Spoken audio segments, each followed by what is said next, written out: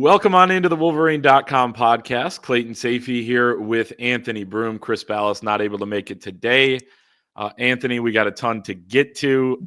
I have a fact, though, to start off the show. You ready for a fact, Anthony? All right, let's get the juices flowing here.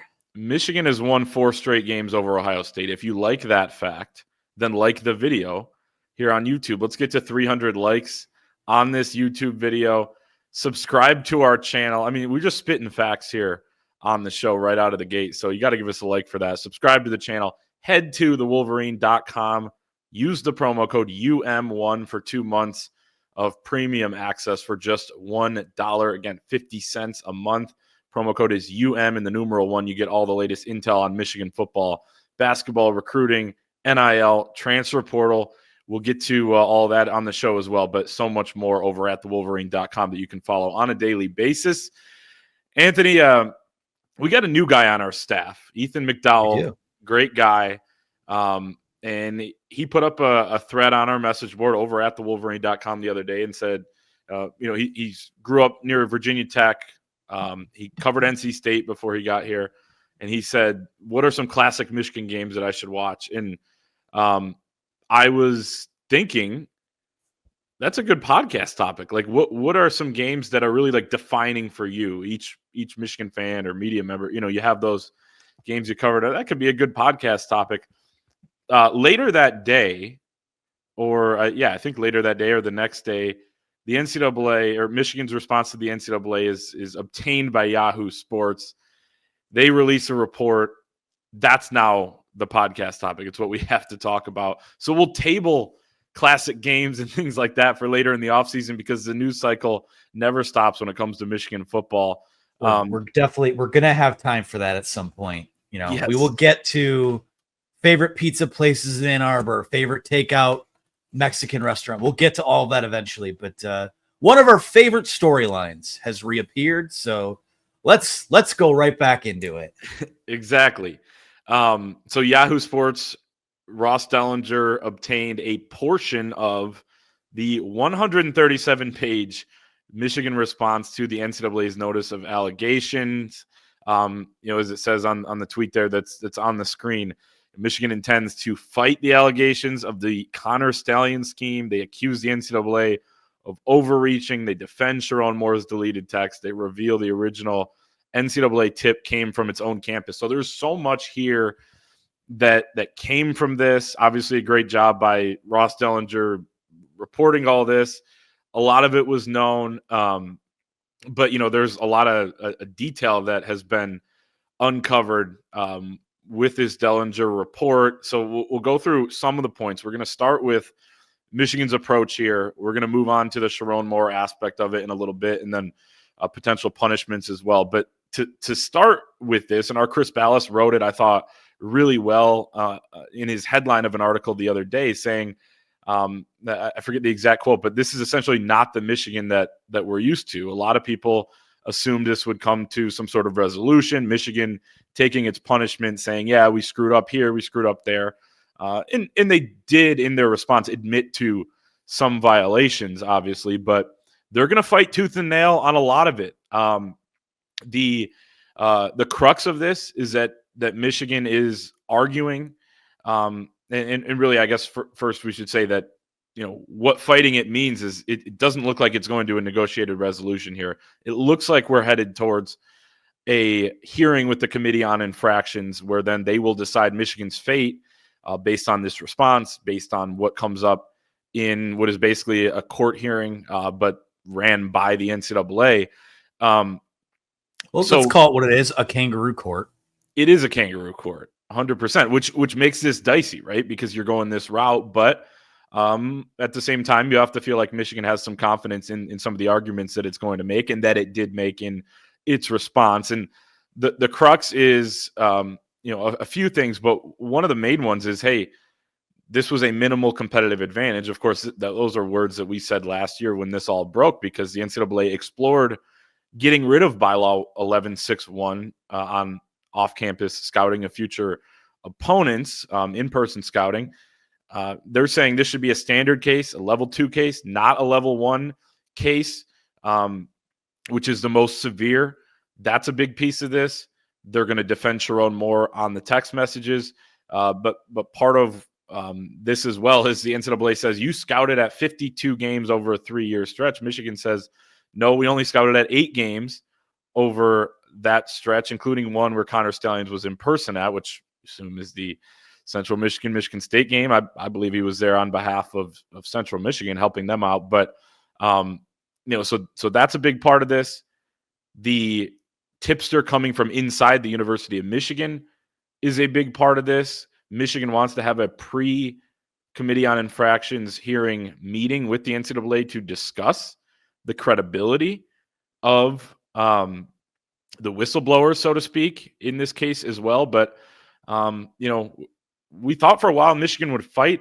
I think, a lot of people interpreted that as it still could be a resolution, but they fight tooth and nail on all the details and everything. But it seems like it's going to go to a committee on infractions hearing. Then you could get appeals, you could get a court case, you could get all sorts of stuff. But that seems to be where this is trending. University of Michigan taking an aggressive approach here. Yeah, and I mean, time will tell if it's the right approach. I don't know. I mean, it's impossible to know what a negotiated settlement would look like. Again, I've speculated in the past, and again, it's just my opinion that ultimately this probably ended with a negotiated resolution where you pay a giant fine and you're on probation. Maybe you lose some scholarships. I don't know so much about that anymore. And that's not to say like my confidence or I don't know if confidence is the word, but as sure as I was before about what the outcome might be, it's probably shaken a little bit. But I have no issues with the way that they're approaching it. I think that I've said from the start, it's clear that, you're not in a case like this if there's just straight up no wrongdoing at all. Like to a certain extent, got your hand caught in the cookie jar. There's a price to pay for that. What that price winds up, whatever the investigation shows, whatever, you choose to fight, whatever you don't choose to fight. To me, I think they're taking, probably the type of legal approach that they probably should have taken from the start with it when it came to, some of the stuff that happened in the aftermath, like an unprecedented in-season suspension for a head coach. There was all the stuff with the TRO that they were fighting and they were confident about, and then that sort of fell through. To me, and again, once you start getting into, there's a legal fight and it's not so much a negotiated resolution anymore. That's what lends itself to this thing still dragging out a little bit more. So to me, it is different because we've seen a Michigan in the past that just kind of, they roll over, they negotiate whatever they need to just get it done and over with as quickly as possible. There are aspects of this now, the fact that they are fighting it as stringently as they appear to be. It does it makes me wonder what might be on the table for them. But I don't know that it changes a whole lot. Like they should be defending Sherrone Moore over text messages. Like they got the information they wanted eventually. Based on what I've seen, we got a little bit of an idea of what those text messages might have entailed. I don't know if there's anything incredibly damning or incriminating in there. But it's been clear for a while that I don't know how much the NCAA has in terms of what this actual, like the facts of this case in general. So that's where you're seeing the arguments of the pattern of noncompliance, the not operating in good faith or exploiting the spirit of the rule. Those are all things that I think if you get lawyers involved here, I think that's obviously going to be something that plays out over a long period of time. So it's a lot of words to say. It's good to see they're fighting, but I don't know what the timeline for this getting resolved is. I can assure you lawyers are involved, making a lot of money off of this case. Yes. As an old colleague of mine used to say, billable hours are undefeated. They're 15-0, undefeated. Pull it down.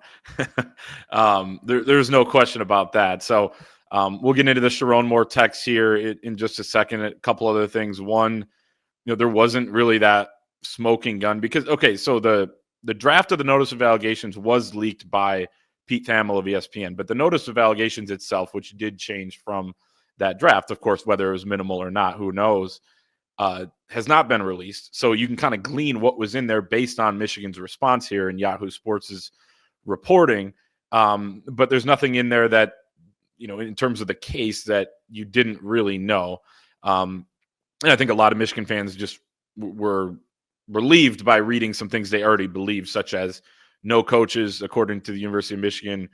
Despite producing phone, computer, and other data, the NCAA investigators have not proven that any coaches were aware of, much less participated in the scheme, Michigan says. It doesn't feel like there's much more there other than, yes, Connor Stalions did some things wrong. I think 6 of the 11 allegations are against him. Some of the other ones are for recruiting or whatever, because once you start digging in, of course, you're going to find some other things on the Michigan program. One of them is on Sherrone Moore for the deleted text, which we will talk about in just a second. But before we do, want to talk about our friends over at Prizepicks. It is the most fun way to enjoy watching sports. Prizepicks daily fantasy sports, where you can win up to 100 times your money this football season that is winding down with just one more game to play, the big game, they call it. I don't know if I can say the other 2 words legally or not, so we'll stick with the big game. You just select 2 or more players, pick more or less on their projected stats, and place your entry. It's a great way to test your skills as a fan, simple and easy to play. You can submit your entry in less than 20 seconds. You got NBA, college basketball, Super Bowl, all sorts of projections on there right now. I play almost daily with NBA and college basketball.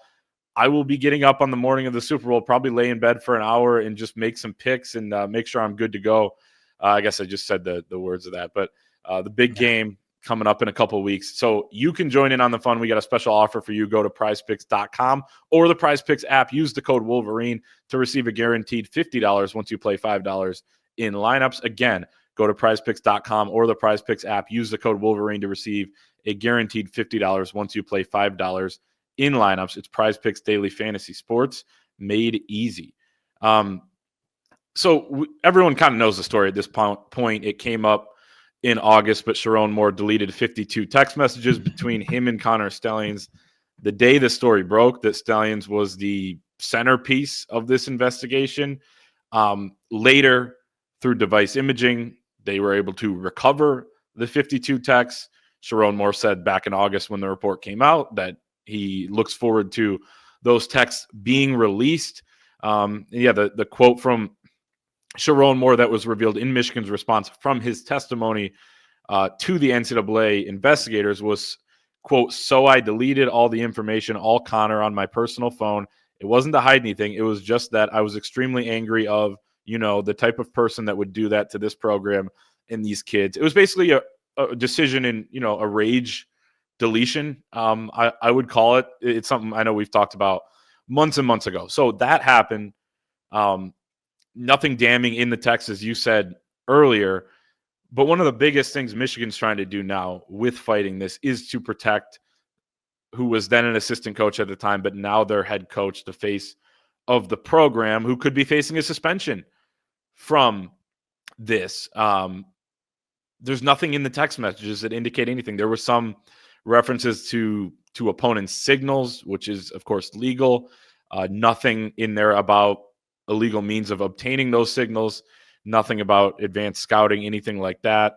There was a text about Jake Costner, the CMU staffer, who was previously at Michigan, coming to meet with Sherrone Moore back in, I believe, April of 2023. And then, of course, Stalions shows up on the sidelines of the game against Michigan State, but nothing illegal about that. Coaches meet with each other all the time. There's no evidence of anything here, but there is evidence that he deleted the text, and the NCAA could view that as failure to cooperate. And in fact, they're charging him with, something of that nature, which is what Michigan's trying to fight here. Well, I think the first thing I would say is, who among us haven't been upset with a coworker at some point over a text and just delete and throw your phone away and just, you want nothing to do with it. I'm sure it's happened in a lot of places. What did I do? What did I do? We'll talk about it off pod. I can't. I like to keep those conversations with you in house. You can recover them through device imaging, though, if you ever need to. So I don't want to. Whatever that is. That's interesting to me. Like again, it's when you look at it from the NCAA's perspective, you're running an investigation. Rules might have been broken. When you see that someone has deleted text messages, yeah, is the implication that there might have been some shady stuff there? Yeah, but that's why and again, it's even crazy that the NCAA can either force you to image your device or force you to hand over your device. I believe that, and again, I could be speaking out of turn. Feel free to correct me. I think that his phone was imaged by a third party. At least that was kind of, I think what was inferred by some of the reporting back in August. When you go through and you comb through and there's really nothing there. I mean, contact, for all the talk of Connor Stallions being a rogue staffer, he still was a staffer. So it's not crazy. Like, and deciphering signals was not illegal. And that's not what is being sort of policed or investigated or litigated here. It's the means by which those signals were maybe acquired, whatever it is. But it's not illegal to text your coworker about functions of the job. There are people inside of each program that are in charge of doing what they can to decipher signals, and maybe a little bit less so now that helmet communication is there. But to me, that's not a smoking gun on them either. So, again, it's a lot of things were like, oh, well, maybe a rule wasn't broken, but it's kind of shady that you deleted text messages. So that's like the spirit of noncompliance is there. All of this kind of revolves around the spirit of rules and the spirit of noncompliance in this investigation. So, in terms of, I don't know, to me, it's unclear what Sherrone Moore's role in any of that is, or what the implication behind it is that he was, complicit in some kind of scheme. I believe that people inside that building didn't exactly know what was going on with all that. It's just, you got an analyst on staff who's responsible for signals, and information was relayed between parties, and most of the stuff, it seems like, was innocuous anyways. So from that perspective, I don't get, I guess it's still kind of unclear to me, like, why there would be something on the table for Sherrone Moore if there's really no evidence other than, oh, well, it looked shady, so we're going to police that because you guys have been a pain in the ass lately and have a pattern of noncompliance. That's a decent thing to bring up too. Sherrone Moore could be viewed as a repeat offender because he did serve a 1-game suspension in 2023 at the beginning of the year for his involvement in like COVID era recruiting violations. So they could view him as that. Maybe that is serious stuff too. Watching prospects do push-ups on a Zoom call or a FaceTime. That's really damaging to the integrity of the game. Or eating a cheeseburger. Maybe he probably didn't order a cheeseburger. He's a little more normal. Probably wouldn't get one for breakfast, but eating some sort of meal with a recruit in 2020. And of course, you hear stories around the country about them doing it. Of course, they weren't supposed to do it. But that's, you know what? If they weren't supposed to do it, that's fine. You got caught, serve your penalty, whatever it is. But then to become potentially a repeat offender for not cooperating with the investigation, right? The NCAA's big thing is cooperation because they don't have subpoena power. The schools technically do, not technically, they agree to be a part of the NCAA. Like the NCAA is the schools that are there. And again, they don't have the power to subpoena. So you have to cooperate. And some people would argue they have more power than the government because you have to literally do everything they say. I mean, they were trying to get Jim Harbaugh to hand over 6,000 emails or whatever it was in like a 1-week span without reviewing all of them, just for the cheeseburger gate thing. So they do have a ton of power. They don't like when you don't cooperate, and that seems to be what they view this as. There was another thing in there, like as you said, I mean, doesn't seem like Sherrone Moore was involved or had any knowledge of it. I mean, there's no evidence of it.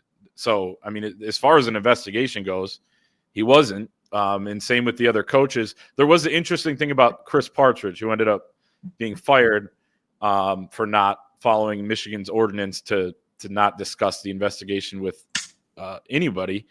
That one manager was told to like go scout Georgia And then the manager went to Partridge and said, hey, I don't want to do this. Partridge went to Stallions and said, hey, this guy's not going to be part of your stupid sign stealing thing, or something like that was the quote. But that's not you can scout opponents that aren't on your schedule. That is completely legal.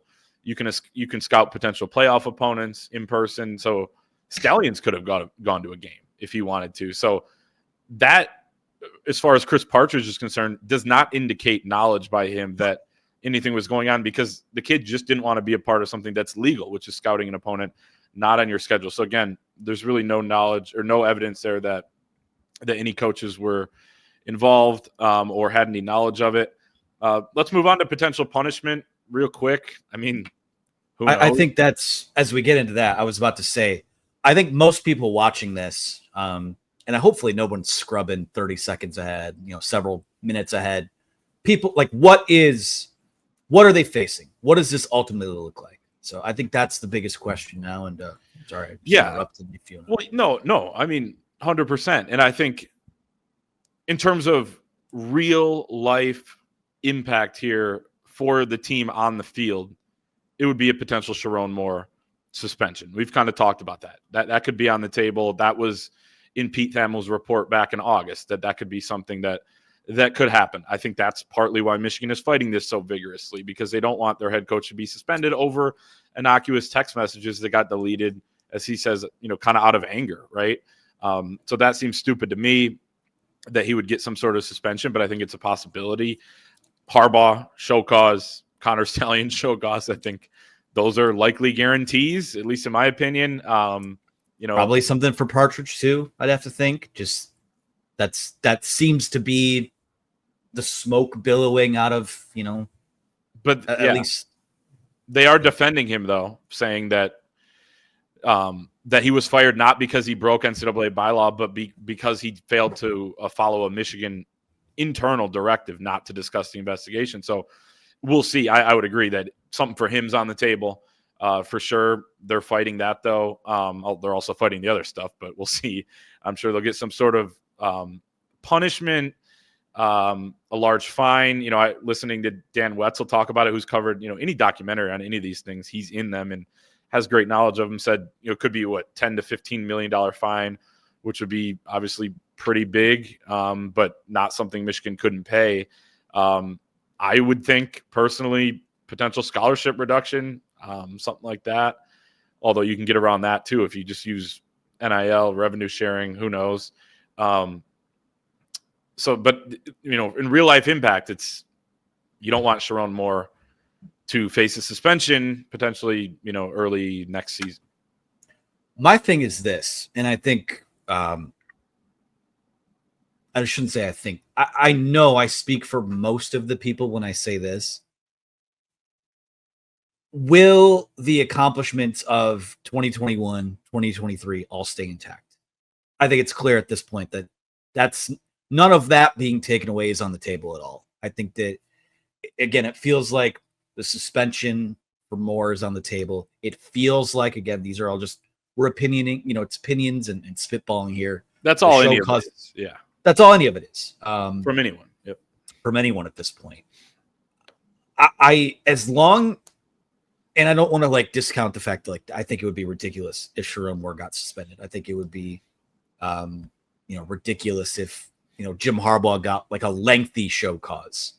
I think most people just want to rest their heads at night knowing that the things online that are being said by the tinfoil hat wearers on some of the Ohio State or Michigan State boards, that none of that is true, because I think we know a lot of that is we know all of that is bluster. I mean, some of these people are absolute psychopaths, but from a Michigan fan perspective, in the back of your mind, you're always like, yeah, but are they right?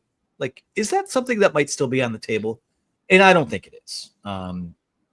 I think the accomplishments stay intact. I think the brunt of this punishment goes to the institution and goes to the people that are quote unquote involved. I think it'd be silly if Sherrone Moore is involved in that.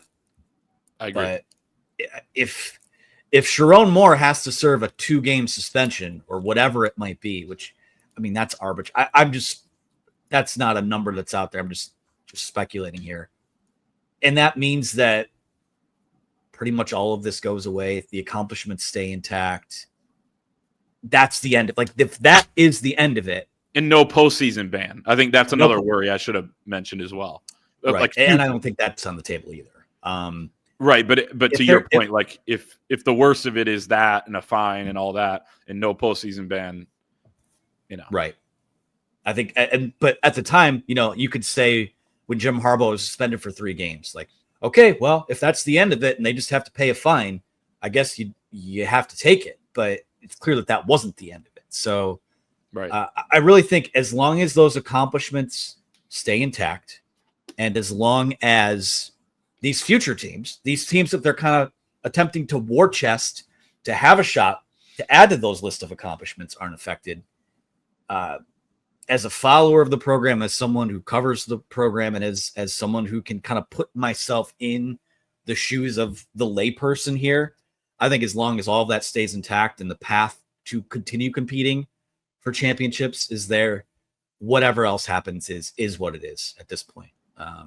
However, how long that takes to wrap up, we'll see. But that's to me the biggest priority, because I don't care about the money that Michigan has to spend there. Like, it's silly that they'd have to do it anyways, but it's not my money, and it doesn't affect. I mean, it could affect the program in certain ways, but if that's what gets you out of it, let's get this over with. But I think it's going to drag out a bit here.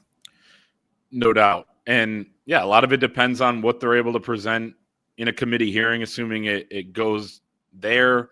If they can discredit the credibility, so to speak, of 2 of the whistleblowers. I mean, it seems like that's what they're trying to do with the pre-committee hearing. And in the fact that they feel confident in an administration and just university in general, and a general counsel that seems to be more on the conservative side of things when it comes to, taking your punishment, owning up to it, fighting here and there, but not necessarily going full, absolute fight like they are here. You have to don't cry. Don't cry witch hunt, but like fight what is not fair. I think that's right. That's all you can really hope for. Yeah. So if they can get some of them down to a level 2, that could certainly help limit what the punishment is. But we shall see. We'll be covering it over at thewolverine.com. Let's do a quick transfer portal update. 2 guys that we talked about on Tuesday's show, Pat Coogan, Rocco Spindler, both former Notre Dame offensive linemen in the portal.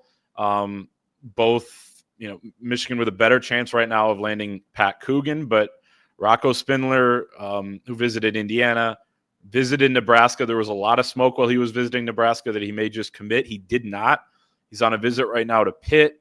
It's still possible that he visits Michigan and or Virginia this weekend. According to Steve Wiltfong of On3, Spindler's camp in Michigan have been working through NIL negotiations ahead of a potential visit to Ann Arbor.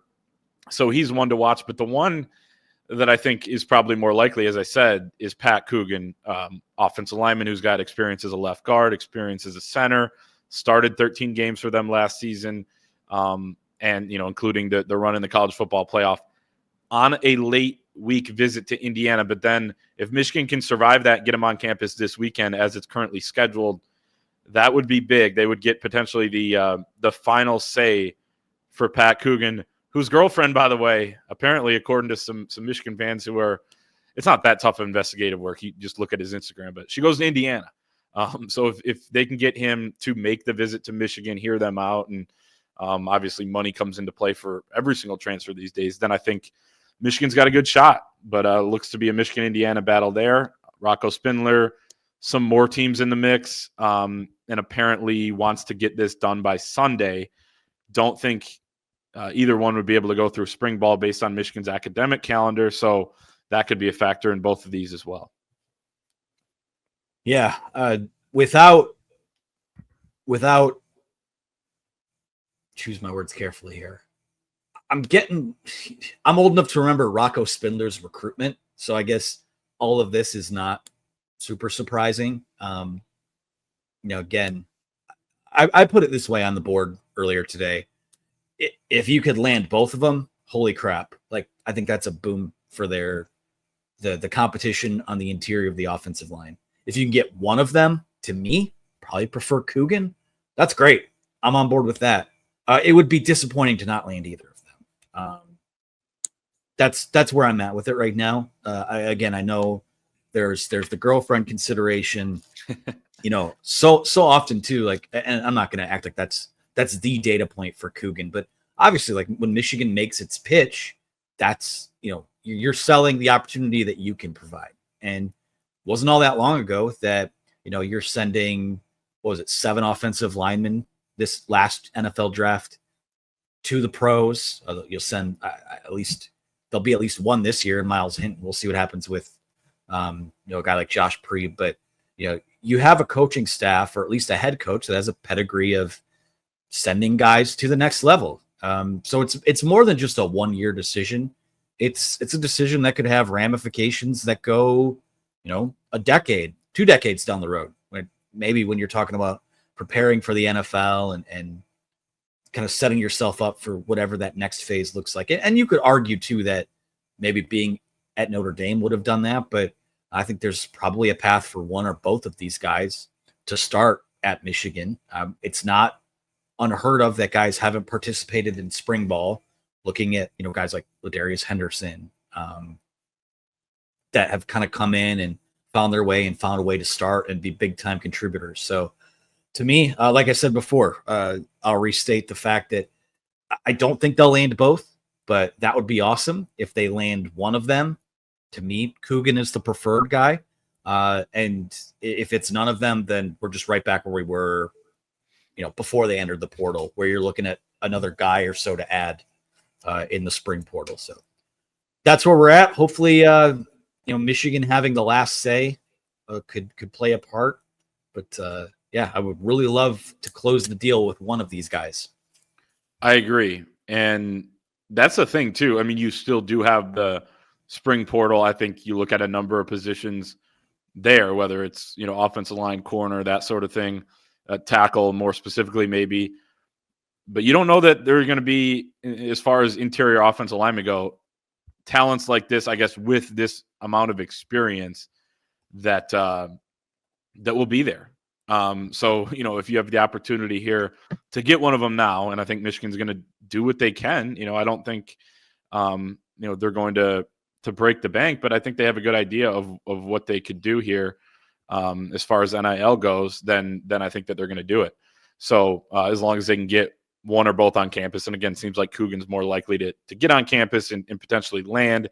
He was supposed to visit Ole Miss earlier in the week, canceled that visit. So right now, Michigan-Indiana battle. So we will monitor that as well over at thewolverine.com. Still a lot going on, even though it's quote-unquote only basketball season with no football games. But there's always a lot going on the football side of things. But there is a lot going on as well on the basketball side.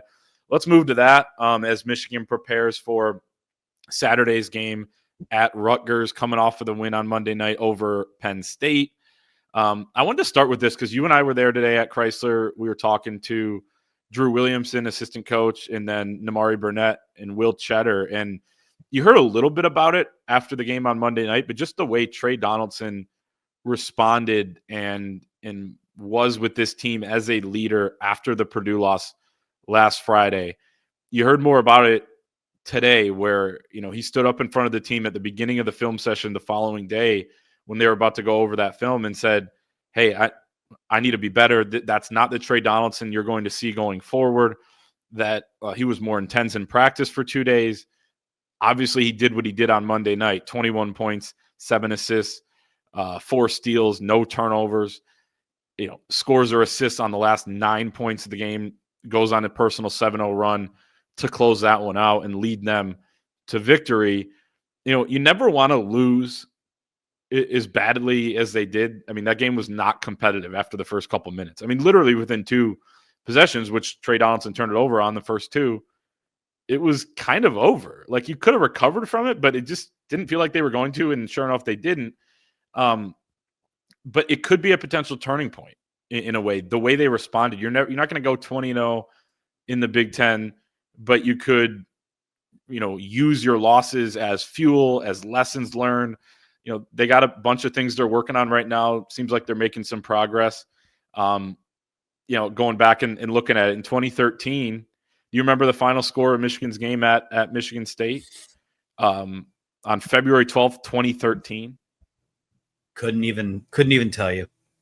75-52, Michigan State. 2018. Okay. That rings a bell. Yeah, they completely shelled right from the beginning. In 2018, Michigan goes to Nebraska. 72-52, Nebraska. And both years, of course, Michigan goes on to get to the national championship game. I'm not saying that because they lost big, they will get there. They've lost big in other years and didn't get there. But, they need to learn some lessons. It's tough going into these challenging environments in winning. So the response to this, I think, could be a potential turning point. Not the game, but the way they responded. And they're going to need Trey Donaldson to take over as not just a leader, not just somebody that brings the energy, but a legitimate offensive creator that can get you some big buckets like he did the other night.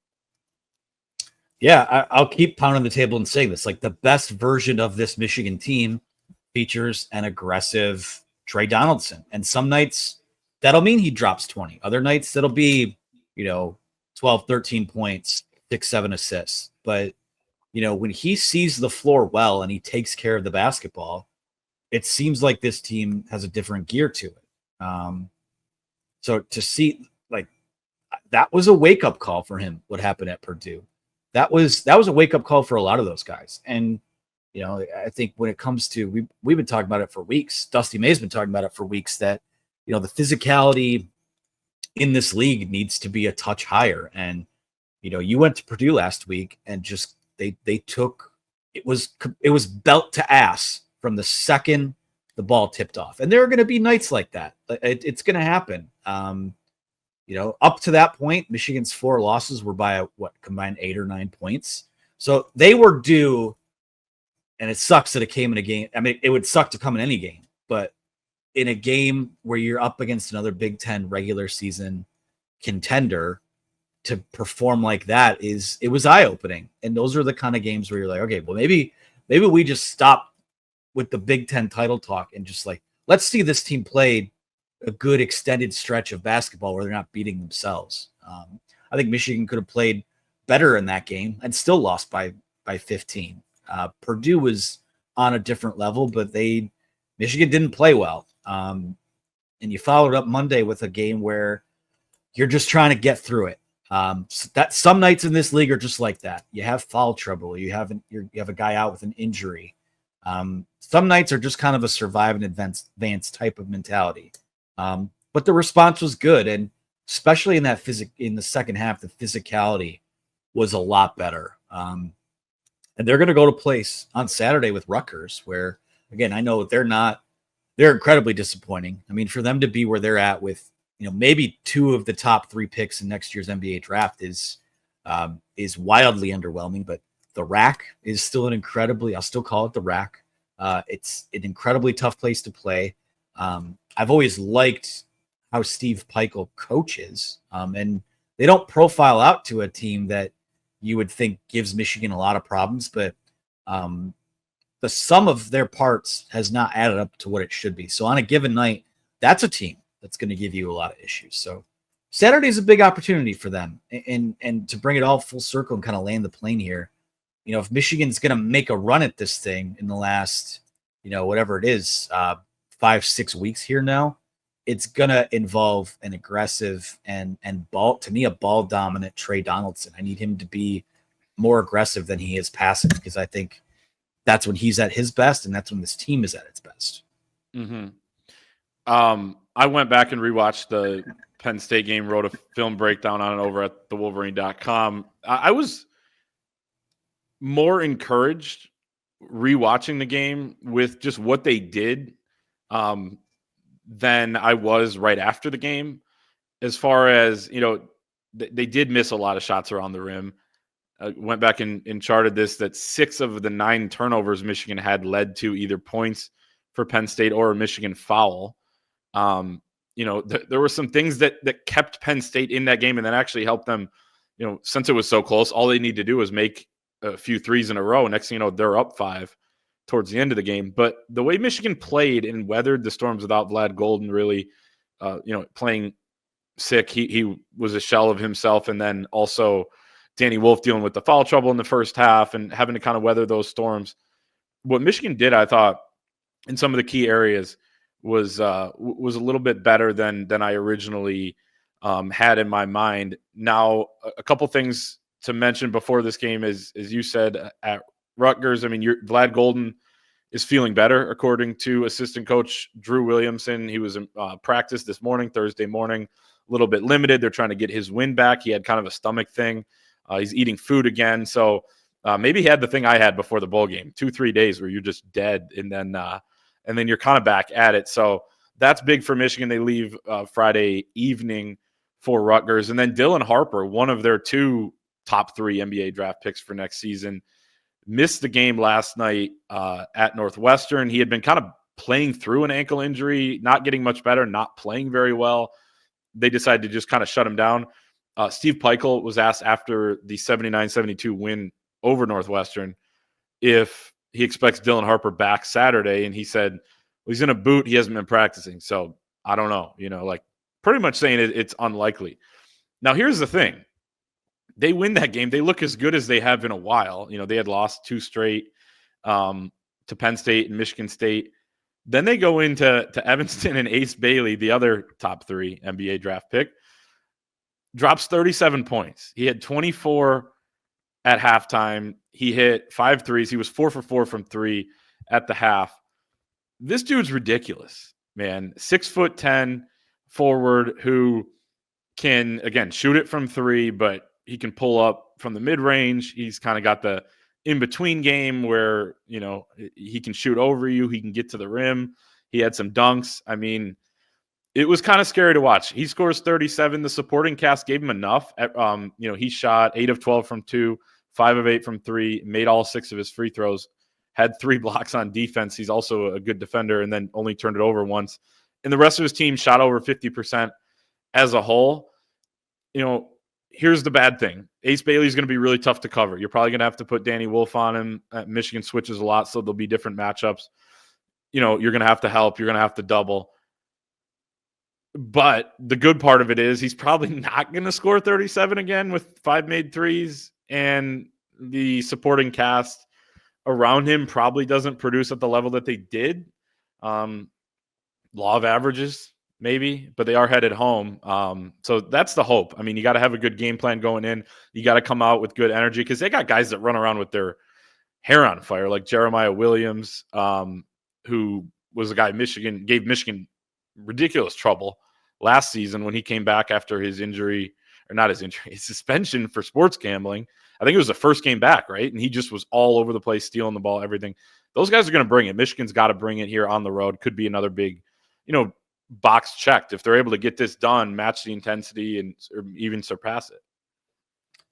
Yeah, and it's one of those things too where when you look at the Rutgers side of this game, they're feeling pretty good about themselves right now. Yes. You go on the road, you get a win at Northwestern, and these next few games that you play, you've got Michigan and Illinois at home.